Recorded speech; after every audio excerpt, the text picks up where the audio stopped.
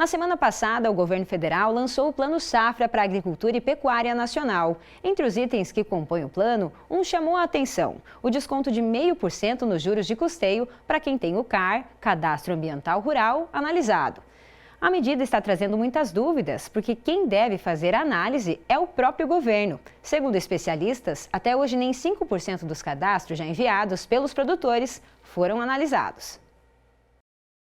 Instituído pelo novo Código Florestal em 2012, o CAR, Cadastro Ambiental Rural, é um registro público eletrônico obrigatório para todos os imóveis rurais do Brasil.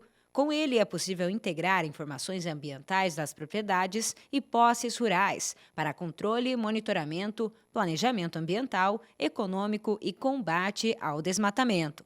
O Jaime é assistente técnico de uma empresa de planejamento agrícola. Ele mostra como funcionam as operações no SICAR, que é o sistema online do CAR, onde é possível cadastrar novos documentos, retificar, consultar e tirar dúvidas a respeito de informações já enviadas. Cada proprietário tem que ter seu cadastro ambiental, certo? Cadastrado na plataforma do meio ambiente, de tal forma que ele possa exigir futuramente do órgão ambiental a validação desses dados que ele inseriu nessa plataforma. Se ele precisar de algum financiamento, algum serviço de algum órgão público, ele é obrigado a apresentar esse cadastro para requerer esse benefício que ele está procurando. A inscrição no CAR é o primeiro passo para obter a regularidade ambiental do imóvel e inclui dados do proprietário ou responsável direto pelo imóvel, dados sobre os documentos de comprovação de prioridade ou posse e informações georreferenciadas do perímetro do imóvel, áreas de interesse social e áreas de utilidade pública. No Plano Safra anunciado pelo governo federal, os agricultores que tiverem o CAR analisado receberão desconto de 0,5% nos juros para operações de custeio. O problema é que hoje no Brasil, segundo especialistas, nem 5% desses cadastros foram analisados. Um serviço que deveria ser feito pelo próprio governo federal. O Vinícius é engenheiro agrônomo e professor do Centro FAG. Ele também auxilia produtores rurais a reunir e regularizar os documentos necessários para o CAR. De que maneira que você avalia essa situação também das pessoas que estão esperando essa análise do CAR? Regularizar, verificar se não tem pendência, verificar se não está faltando documentos, tudo isso auxilia no processo de velocidade. Porque o sistema dentro do SICAR ele é automatizado. Então, primeiro esse automatizado vai fazer uma leitura de tudo. Não está faltando documento, não tem pendência, não tem nenhum problema, aí ele vai para análise. Caso contrário, ele fica parado aguardando a análise até ser regularizado. O IAT, Instituto Água e Terra, é o responsável por coordenar e analisar os cadastros no Paraná, além de prestar apoio técnico aos produtores. Nós conversamos com o diretor do Instituto para saber quais medidas serão tomadas para agilizar as análises. Nós temos um plano de ação, já temos discutido desde o ano passado, um plano de ação muito forte para acelerar as análises do CAR do Estado. Ok? Então, assim, a gente tem se reunido ano passado, esse ano muito, temos uma equipe aí de mais de 60 pessoas no Estado, com todo um planejamento para que a gente possa acelerar essas análises e todos aqueles que precisarem, que tiverem aí essa questão do Plano Safra, nós vamos fazer todo o possível para atender. Todo o Instituto, vocês se reunindo, vocês conseguiram notificar as principais situações de desafio para que esses cadastros fossem analisados? De que maneira acontece hoje essa avaliação? Como é que funciona? A pessoa faz o cadastro do CAR, esse processo é vinculado pelo gerente operacional. Eu sou gerente operacional da Oeste do Paraná, vinculo o analista faz análise, então 61 itens observados, e aí volta para o gerente operacional para ele validar. Aí vai uma notificação para o agricultor, para aquele que tem algum problema. Sobreposição, erro documental, a questão da área consolidada, que ele não colocou a área antropizada, que houve desmate, enfim. Tem 61 itens para ser analisado. É uma análise demorada? É uma análise mais demorada. Um analista analisa 5, 6, 7 por dia. Então, assim, o maior problema que a gente vê é aquela questão que o agricultor, toda notificação que ele recebe do Instituto da Agri-Terra vai para a central do proprietário e ele não acessa isso. Esse é o principal problema. Por que ele não acessa a central e não recebe a notificação? Porque esse processo foi feito lá em 2014, 2015, 2016, e a pessoa que fez tinha um e-mail de correspondência, tinha uma senha, e o agricultor, nesses vários anos aí, ele se perdeu isso. Qual a senha? Qual o e-mail para que ele acesse? Então, o que está acontecendo? Nós vamos fazer um plano de comunicação muito forte, usando aí a FAEP, FETAEP, o CEPAR, prefeituras, enfim. Claro que a FAEP e a FETAEP são os órgãos que mais vão trabalhar nisso. É um plano de comunicação, primeiro, para o produtor rural acessar a central do proprietário, porque tudo está escrito lá, todo o processo dele, todas as notificações. E depois disso, né, esse trabalho de comunicação, nós vamos iniciar no Paraná a análise dinamizada, que é uma análise rápida, feita automaticamente pela plataforma federal. A gente acredita que a análise dinamizada poderá, até o final aí do ano, ou antes do Plano Safra ainda, mais de 200 mil agricultores com análise, é o que a gente está pensando. E aqui no estúdio a gente continua falando sobre esse assunto e para isso nós recebemos seu Paulo Orso, presidente do Sindicato Rural de Cascavel. Bem-vindo, bom dia, seu Paulo. Bom dia a vocês, bom dia a todos os nossos telespectadores, né? Um assunto bastante interessante. Eu acho que isso, na verdade, vai servir como utilidade pública para fazer um chamado a todos nós produtores. Concordo, isso mesmo. E também seu Modesto Daga, consultor e engenheiro agrônomo. Seja muito bem-vindo. Bom dia a você, bom dia a todos os ouvintes. É um prazer estar com vocês. Seu Paulo, o senhor já comentou que é um assunto de interesse público, né? E é um assunto que precisa ser tratado, principalmente pela motivação desse prêmio vindo com o Plano Safra agora. De que maneira o senhor tem acompanhado toda essa questão do CAR? Como é que o senhor tem visto tudo isso? Olha, eu discordo um pouquinho da colocação até do nosso diretor em relação ao prazo, não à ação, né? Porque certamente nós já perdemos essa safra. Nós estamos na pré-safra, daqui 60 dias nós temos que praticamente estar tudo definido. Então não tem tempo hábil disso. E te digo por quê. Nós vamos fazer rapidamente para reflexão. Nós temos 500 mil e poucos cadastros feitos pelo produtor. Isso representa praticamente 95% para 98% das propriedades rurais. O que tem é muito pouco faltando de cadastro feito. Analisado não tem nem 30%, com algum tipo de análise. Analisado efetivamente, o Paraná tem 1%. O Brasil não chega nem 1%, tem 0,7% de análise, a cadastros analisados. Então, se de 2014 até hoje se analisou 1%, em 60 dias, por mais eficiente que seja o sistema, jamais nós teremos essa oportunidade, certo? Por que eu digo que é muito importante? Ele menciona dois casos extremamente importantes para você, produtor, também. O que aconteceu? Quando saiu para se fazer o cadastro, saiu a campo alguns profissionais, efetivamente, que estavam capacitados, treinados e com responsabilidade técnica para fazê-lo. Outros aproveitaram, outras pessoas até, aproveitaram a oportunidade para ir oferecer um produto barato, feito baixando somente por uma foto, e aí existe essa sobreposição.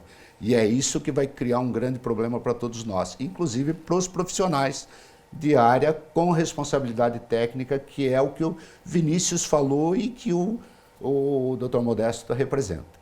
Essa é a grande questão que nós temos assim. Porque isso tudo vai ser analisado.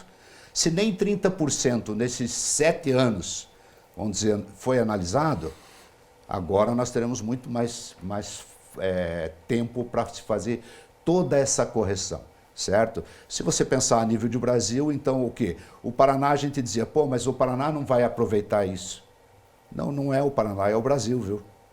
Esse, o SICAR, é União, é federal, nacional. o Estado é responsável pela análise e coloca no Sistema Nacional.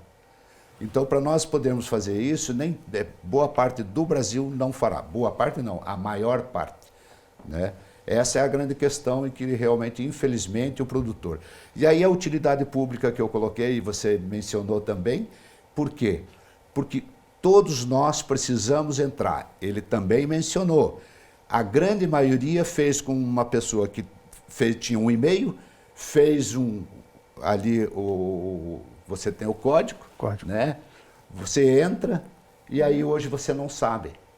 Se perdeu. O produtor não sabe, né? A pessoa que fez não sei onde está. E hoje ele tem que ir atrás de um profissional que tem a RT para entrar no SICAR, fazer a análise disso, refazer todas essas informações e talvez a correção, para daí começar tudo de novo. Então veja que o produtor pagou, vai pagar de novo. Quem diz que faz? Exatamente. E nesse caso, a solução, de que forma poderia ser encontrada, que já que o seu Modesto também lida com essa questão dos cadastros, de que maneira essa primeira parte, por exemplo, dos cadastros, login, senha, encontrar aquele profissional que fez, né, realmente o cadastramento, de que modo a gente pode pensar agora nessa solução a princípio? As pessoas que trabalham nessa área, eles têm acesso direto no sistema. Então, eles podem entrar no sistema, verificar quais são os empecilhos que está dando para fazer a análise e fazer essa correção. Por exemplo, na sobreposição, ele vai ter que refazer o mapa dentro da área real dele. Se, por exemplo, falta uma RT, que talvez a pessoa que fez não podia recolher, porque não era profissional da área, ele vai recolher a RT. E algumas coisas que está faltando, ele pode corrigir durante o intervalo. Eu queria fazer uma complementação para dizer que hoje, por exemplo, quando se faz os mapas de financiamento, eu tenho que colocar esse mapa do financiamento dentro do CAR daquela pessoa. Então eu preciso localizar dentro do CAR. Mesmo que o CAR não esteja analisado ainda, eu preciso dizer aonde o agricultor vai financiar e aonde é essa área que ele vai financiar dentro do CAR dele. Então o número do CAR, todos nós temos, das pessoas que nós atendemos. Entende? Então, outra coisa que eu precisava dizer, com relação aos financiamentos, claro que não é só o item do CAR que vai reduzir 0,5%, são três exigências, né, para reduzir isso, é plantio direto, uma, preservação do meio ambiente, e o CAR seria a terceira. Os financiamentos não acontecem no dia do plantio. Os financiamentos acontecem a partir do plano agrícola, antes do plano agrícola, e é uma coisa que se planeja pelo menos de 6 a 10 meses antes do plantio. Então, na verdade, daqui para frente, por exemplo, para nós da região oeste, pelo menos as pessoas que querem financiar, a probabilidade de utilização desse CAR analisado vai ser muito pequena. Bom, do que vocês falaram, me parece que é uma desorganização, uma falta de acerto entre governo, agricultor, e o agricultor agora tem essa bonificação, não dá tempo de acertar também. Talvez o agricultor também tenha uma parte de culpa que não correu muito atrás disso, né? Mas eu acho que isso daí está fechado, né? Eu queria fazer uma pergunta. Se quiser comentar depois, pode comentar, Modesto. O que você acha? Não, eu acho que verdadeiramente, quando se exige uma coisa, a gente busca a solução.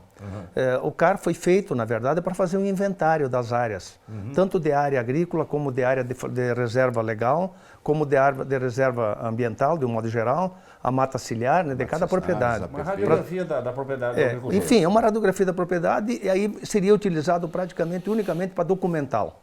Aí, de repente, o governo diz, não, vamos fazer isso na parte de financiamento, vamos vincular isso. Isso fez com que o produtor, isso é muito interessante, o produtor voltasse a se interessar pelo CAR e fosse buscar realmente aquilo que está acontecendo no CAR dele. O bônus foi bom, isso, né? Foi bom, é muito bom isso, sabe? Por quê? Porque daí nós vamos ter a documentação legal e vamos ter também o bônus por ter a documentação legal. Só complementando, professor Cerveja, o que ele lembra. O produtor precisa buscar a informação, ele tem que entrar para ver as pendências que tem, senão ele não vai saber. A comunicação está lá, ele tem que entrar ali para saber o que é que ele tem que reapresentar. Isso. O agricultor tem que correr atrás. Ele tem que correr atrás. Então, eu vou dizer assim, existe falha dos dois lados. É claro que se houvesse uma agilidade... O bônus forçou essa corrida agora. Exatamente. E se fosse uma agilidade maior na primeira análise... Então, praticamente, nós estaríamos estimulados a fazer isso. O produtor deixou de fazer a sua consulta? Deixou. Se 30% tem alguma forma de análise, estes 29% que não entraram para ver é que precisam tomar uma atitude. Eu queria ver do Monesto agora o seguinte, e o seguro? Falou-se muito pouco, estão se cobrando seguro. Eu nem vou fazer pergunta, me fala sobre o seguro. Na verdade, o seguro é uma coisa que a gente batalhou muito durante muitos anos, desde 1986 se buscou seguro para poder dar uma sustentabilidade para o produtor em termos de financiamento bancário. O objetivo, na verdade, era garantir o financiamento bancário e era garantir a sobrevivência do produtor na propriedade.